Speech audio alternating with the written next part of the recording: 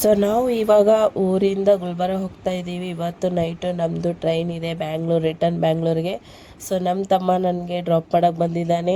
Bangalore to Telangana to ಮತ್ತೆ ಊರಿಗೆ drop ಮಾಡ್ದೆ. ಇವಾಗ ಊರಿಂದ ಮತ್ತೆ ನನಗೆ ಗುಲ್ಬರ್ಗ ಸ್ಟೇಷನ್ಗೆ ಡ್ರಾಪ್ ಮಾಡೋಕ್ಕೆ ಬರ್ತಿದ್ದಾನೆ. ಸೊ ಅವನಿಂದ ನನಗೆ ತುಂಬ ಹೆಲ್ಪ್ ಆಯಿತು. ನನಗೆ ಡ್ರಾಪ್ ಎಲ್ಲೂ ನನಗೆ ಬಸ್ಸಿಂದ ಇಳಿಯೋದು ಏರೋದು ಆಗಿಲ್ಲ. ಸೊ ಇವನೇ ನನಗೆ ಡ್ರಾಪು ಪಿಕಪ್ ಎಲ್ಲ ಮಾಡಿದ್ದ. ಸೊ ಸನ್ರೈಸ್ ನೋಡಿ ಎಷ್ಟು ಚೆನ್ನಾಗಿದೆ, ಎಷ್ಟು ಚೆನ್ನಾಗಿ ಕಾಣಿಸ್ತಾ ಇತ್ತು. ಸೊ ನಾವು ಇವಾಗ ಹೋಗ್ತಾ ಇದ್ದೀವಿ ಸ್ಟೇಷನ್ಗೆ. ಸೊ ಫೈನಲಿ ನಮ್ಮ ಜೊತೆ ನಮ್ಮ ಅತ್ತೆಗೂ ಕೂಡ ನಾನು ಬ್ಯಾಂಗ್ಳೂರಿಗೆ ಕರ್ಕೊಂಬರ್ತಾ ಇದ್ದೀನಿ. ಸೊ ನಮ್ಮ ತಮ್ಮ ಮತ್ತು ನಮ್ಮ ಐದ ಆ್ಯಂಡ್ ನಮ್ಮ ವಾರಗಿತ್ತಿ ತಮ್ಮ ಕೂಡ ಬಂದಿದ್ದ ಡ್ರಾಪ್ ಮಾಡೋಕ್ಕೆ. ಸೊ ಇನ್ನೂ ಟ್ರೈನ್ ಬಂದಿರಲಿಲ್ಲ, ಟ್ರೈನ್ಗೋಸ್ಕರ ವೆಯ್ಟಿಂಗ್ ಮಾಡ್ತಾಯಿದ್ವಿ. ನಾವು ಬಂದಿದ್ದು 8 ಗಂಟೆಗೆ ಬಂದಿದ್ವಿ, ಬಟ್ ಟ್ರೈನ್ ಬಂದಿದ್ದು 10 ಗಂಟೆ. ಸೊ ಇಲ್ಲಿ ನೋಡಿ ನಮ್ಮ ವಾರಗತ್ತಿ ತಮ್ಮ ಅಲ್ಲಿ ನಮ್ಮ ಅತ್ತೆ ಕುತ್ಕೊಂಡಿದ್ದಾರೆ ಆ್ಯಂಡ್ ಇಲ್ಲಿ ನಮ್ಮ ಐದ ಆ ಬ್ಯಾಗಲ್ಲಿ ಹಿಟ್ಟು ಅದು ತೊಗೊಂಡು ಬಂದಿದ್ವಿ. ಸೊ ಏನೋ ಹಸಿಯಾಗಿದ್ದು ಅಂತ ಹೇಳ್ತಿದ್ರು. ಸೊ ಅದ್ರಗೋಸ್ಕರ ಚೆಕ್ ಮಾಡ್ತಾಯಿದ್ರು. ಸೊ ಹಿಟ್ಟೆಲ್ಲ ನೆಂದೋಗುತ್ತೆ ಅಂತ. ಸೊ ಇಲ್ಲಿ ಅವ್ರ ಕಾಕ ಅವ್ರ ಮಗನಿಗೆ ಟ್ರೈನ್ ತೋರಿಸ್ತಾ ಇದ್ದಾರೆ. ಅವನು ಎಲ್ಲೂ ಒಂದು ಕಡೆ ನಿಂತ್ಕೊತಾ ಇರಲಿಲ್ಲ, ಓಡಿ ಓಡಿ ಹೋಗ್ತಾನೆ. ನಿಮಗಂತೂ ನನ್ನ ವ್ಲಾಗಲ್ಲಿ ನೋಡಿರ್ತೀರ. ಸೊ ನಂದು ಸ್ವಲ್ಪ ಹುಷಾರಿಲ್ಲ, ಸ್ವಲ್ಪ ಸೌಂಡು ತುಂಬ ಇದಾಗಿದೆ, ಹೆವಿ ಕೋಲ್ಡ್ ಆಗಿಬಿಟ್ಟಿದೆ. ಸೊ ಏನಾದರೂ ಸೌಂಡಲ್ಲಿ ಪ್ರಾಬ್ಲಮ್ ಇದ್ದರೆ ಹಂಗೆ ಅಡ್ಜಸ್ಟ್ ಮಾಡ್ಕೊಳ್ಳಿ. ಸೊ ಫೈನಲಿ ನಮ್ಮ ಟ್ರೈನ್ ಬಂತು ಇವಾಗ. ಸೊ ನಮ್ಮದು S4 ಇತ್ತು. ಯಾವಾಗೂ ನಂದು ಆಲ್ಮೋಸ್ಟ್ S4 ಸಿಗುತ್ತೆ ನನಗೆ. ಸೊ ಇವಾಗ ಫೈನಲಿ ಟ್ರೈನ್ ಬಂತು ಆ್ಯಂಡ್ ನಾವು ಇವಾಗ ಹತ್ತಾ ಇದ್ದೀವಿ. ಸೊ ಯಾಕಂದ್ರೆ ಹಿಂಗೆ ಓಡಿ ಓಡಿ ಹೋಗ್ತಾರೆ ಜನ, ಗೊತ್ತಿಲ್ಲ, ಟ್ರೈನ್ ಹೇಗೂ ನಿಂತ್ಕೊಳ್ಳೇ ಇರುತ್ತೆ. ಸೊ ನಾವು ಅದಕ್ಕೆ ಸುಮ್ಮನೆ ದೂರ ನಿಂತ್ಕೊಂಡಿದ್ವಿ. ಸೊ ಪ್ರಾಬ್ಲಮ್ ಏನಂತಂದರೆ ವಾಶ್ರೂಮ್ ಅಂದರೆ ಡೋರ್ ಪಕ್ಕನೇ ನಮ್ಮದು ಸೀಟ್ ಬೇರೆ ಇತ್ತು. ನಮಗೆ ಭಯ ಕೂಡ ಆಗ್ತಾಯಿತ್ತು.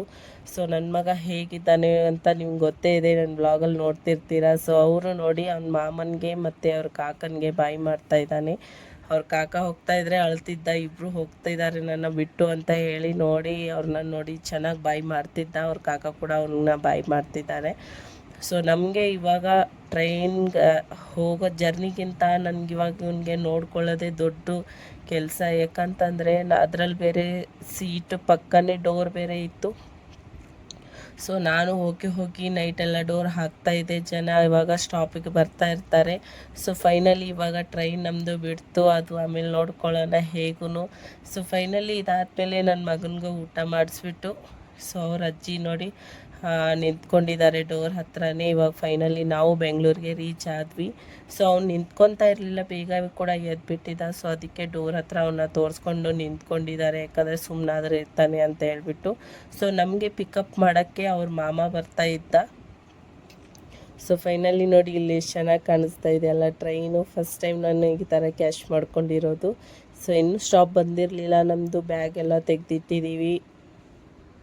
ನನಗೆ ಮಾತು ಕೂಡ ಆಡೋಕ್ಕಾಗ್ತಿಲ್ಲ, ಹೆವಿ ಕೋಲ್ಡ್ ಆಗಿದ್ದರಿಂದ. ಸೊ ಫೈನಲಿ ನಾವು ಯಶವಂತಪುರ್ಗೆ ಬಂದಿದ್ವಿ. ಸೊ ಅವರು ಅಕ್ಕಪಕ್ಕ ಸೀಟ್ ಅವರೆಲ್ಲ ಅವನಿಗೆ ತುಂಬ ಫ್ರೆಂಡ್ಸ್ ಆಗಿಬಿಟ್ಟಿದ್ರು. ಅವ್ರು ನೋಡಿ ಅವನ್ನ ಬಾಯ್ ಮಾಡ್ತಾ ಇದ್ದಾರೆ.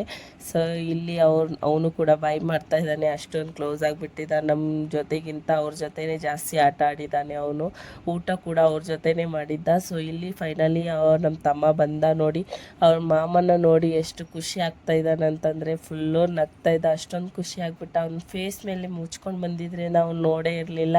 ಸೊ ನೋಡಿಬಿಟ್ಟು ನೋಡಿ ಎಷ್ಟು ಖುಷಿ ಆಗ್ಬಿಟ್ಟ. ಅಮ್ಮ ಅಂತಿದ್ದ ನೋಡಿಬಿಟ್ಟು ಅವನು. ಟೋಟಲಿ ಒಂದು 15 ಡೇಸ್ ಆಯಿತು ಅವ್ರ ಮಾವನ್ನು ನೋಡಿಬಿಟ್ಟು. ಸೊ ಇಲ್ಲಿ ನೋಡಿ ನಮ್ಮ ಟಾರ್ಜನ್ ಕೂಡ ನಿಂತ್ಕೊಂಡಿದೆ. ನಮ್ಮ ಟಾರ್ಜನ್ ಮೇಲೆ ಒಳಗಡೆ ಕುತ್ಕೊಂಡು ನಾವು ಹೋಗ್ತಾಯಿದ್ದೀವಿ ಇವಾಗ ಮನೆಗೆ. ಸೊ ಇಲ್ಲಿ ನಮ್ಮ ತಮ್ಮ ಪಿಕಪ್ ಮಾಡೋಕ್ಕೆ ಬಂದ, ಅಲ್ಲಿ ನಮ್ಮ ತಮ್ಮ ಡ್ರಾಪ್ ಮಾಡೋಕ್ಕೆ ಬಂದ. ಸೊ ಇವು ನೋಡಿ ಅವ್ನ ಸೀಟ್ ಮೇಲೆ ಹೋಗಿ ಕುತ್ಕೊಂಡ್ಬಿಟ್ಟ. ಸೊ ನಾವು ಹೋಗ್ತಾ ಹೋಗ್ತಾ ಬೋರ್ ಆಗ್ತಿತ್ತು. ಸೊ ಅದಕ್ಕೆ ನಾವು ಸಾಂಗ್ ಹಾಕ್ಕೊಂಡು ಹೋಗ್ತಾಯಿದ್ದೆ. ಸೊ ಈ ಸಾಂಗ್ ಯಾವುದಂತ ನೋಡಿದ ತಕ್ಷಣ ಕಮೆಂಟಲ್ಲಿ ಹೇಳಿ ನೋಡೋಣ. ಕರೆಕ್ಟಾಗಿ ಹೇಳ್ತೀರಾ ಇಲ್ಲ ಅಂತ ಗೊತ್ತಾಗುತ್ತೆ. ಸೊ ಇಲ್ಲಿ ನಮ್ಮ ಪ್ರಯಾಣ ಸ್ಟಾರ್ಟ್ ಆಯಿತು. ಆ್ಯಂಡ್ ಇಲ್ಲಿ ಟ್ರಾಫಿಕ್ ಅಂತೂ ಇದ್ದೇ ಇರುತ್ತೆ. ಇದು ಬ್ಯಾಂಗ್ಳೂರ್ ಅಲ್ವಾ, ಬ್ಯಾಂಗ್ಳೂರಲ್ಲಿ ಟ್ರಾಫಿಕ್ ಇಲ್ಲ ಅಂದರೆ ಹೇಗೆ ಹೇಳಿ. ಸೊ ಟ್ರಾಫಿಕ್ ಎಲ್ಲ ಮುಗಿಸ್ಕೊಂಡು ನಾವು ಫೈನಲಿ ಮನೆಗೆ ಬಂದುಬಿಟ್ವಿ. ಸೊ ಮನೆಗೆ ಬಂದುಬಿಟ್ಟು ಟಿಫನ್ ಎಲ್ಲ ನನ್ನ ಮಗನ್ನ ಮಾಡಿಸ್ಬಿಟ್ಟು ಅವನ್ನ ಸ್ನಾನ ಎಲ್ಲ ಮಾಡಿಸ್ಬಿಟ್ಟು ಮಲಗಿಸ್ಬಿಟ್ಟೆ. ಸೊ ಇಲ್ಲಿ ನಮ್ಮ ತಮ್ಮ ರೇಗಿಸ್ತಾ ಇದ್ದ. ಸೊ ಮನೆಗೆ ಬಂದುಬಿಟ್ವಿ ಅಂತ ಹೇಳ್ಬಿಡು ನಿನ್ನ ಫಾಲೋವರ್ಸ್ಗೆ ಅಂತ ಹೇಳ್ತಿದ್ದ. ಸೊ ಅದಕ್ಕೆ ನಕ್ಕೊಂಡು ಸೊ ನೋಡಿ ಫೈನಲಿ ನಮ್ಮ ಮನೆ ಹತ್ರ ಬಂದುಬಿಟ್ವಿ ಇವತ್ತು. ಅಲ್ಲಿ ಅಂತೂ ಫುಲ್ಲು ಭಯಾನಕ ಬಿಸಿಲಿತ್ತು. ಇಲ್ಲಿ ನೋಡಿದರೆ ಎಷ್ಟು ಕೋಲ್ಡಾಗಿತ್ತು. ಸೊ ಫೈನಲಿ ಈ ವಿಡಿಯೋ ನಿಮಗೆ ಹೇಗೆ ಅನಿಸ್ತಂತ ಕಮೆಂಟ್ ಬಾಕ್ಸಲ್ಲಿ ಹೇಳಿ. ನೆಕ್ಸ್ಟ್ ವಿಡಿಯೋಲ್ಲಿ ಸಿಗೋಣ. ಬಾಯ್.